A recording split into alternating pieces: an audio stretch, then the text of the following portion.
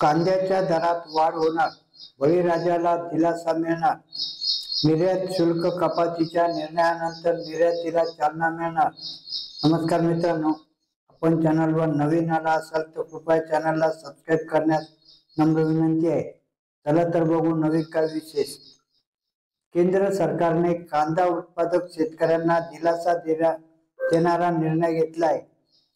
सरकारने कांद्यावरील निर्यात शुल्क रद्द केल्यानंतर आता निर्यात शुल्कातही सरकारकडून कपात करण्यात आली आहे. कांद्यावर आता 40% निर्यात शुल्काऐवजी 20% शुल्क आकारणी करण्यात आली आहे.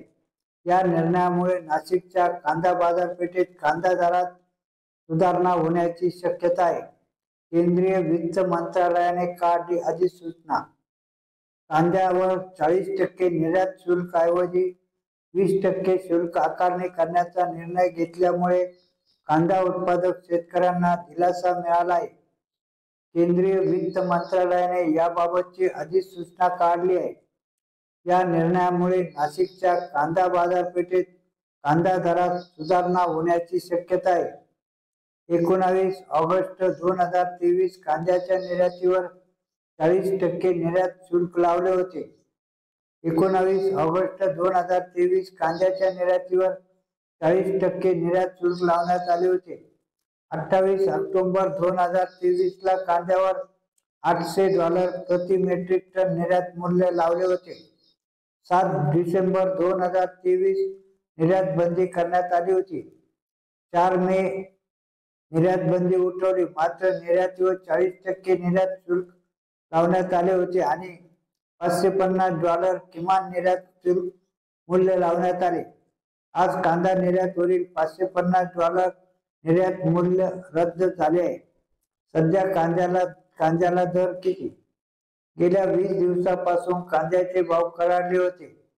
विशेषतः देशाची राजधानी असलेल्या दिल्लीत कांद्याची सरासरी किंमत ₹58 प्रति किलो आहे, तर संपूर्ण भारतीय कांद्याचा कमाल दर ₹80 प्रति किलो आहे.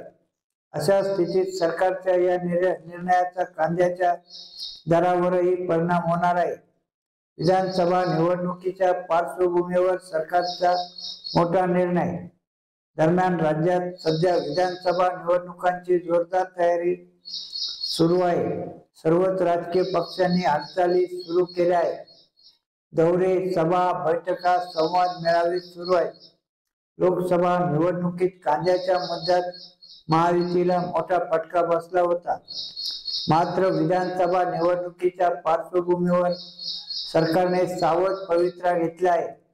महाराष्ट्रात विधानसभा निवडणुकीची तयारी सुरू असताना सरकारकडून कांदा निर्यात शुल्क कपात करण्याचा निर्णय घेण्यात आला आहे.